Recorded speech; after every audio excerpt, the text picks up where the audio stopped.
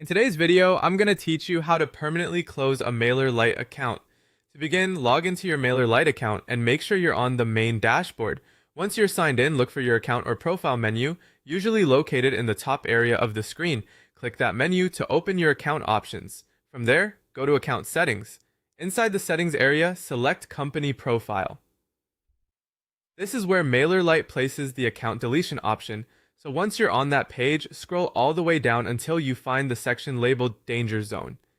As the name suggests, this area contains actions that can seriously affect your account.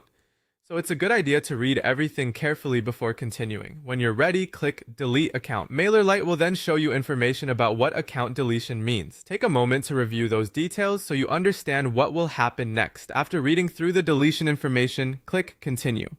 If your account is currently on a paid plan, you'll see an additional step related to billing. Review the cancellation details carefully, then click Cancel Subscription and Continue. This is important because closing a paid account usually requires ending the active subscription before the deletion process can move forward. Next, Mailerlite will show you a final confirmation screen with more deletion details.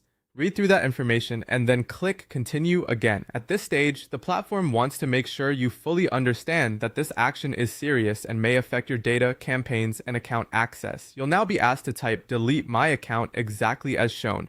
Make sure you enter it correctly using the same wording since this is the final confirmation step. Once that's done, click Confirm Request. After submitting the request, click Done to finish the process.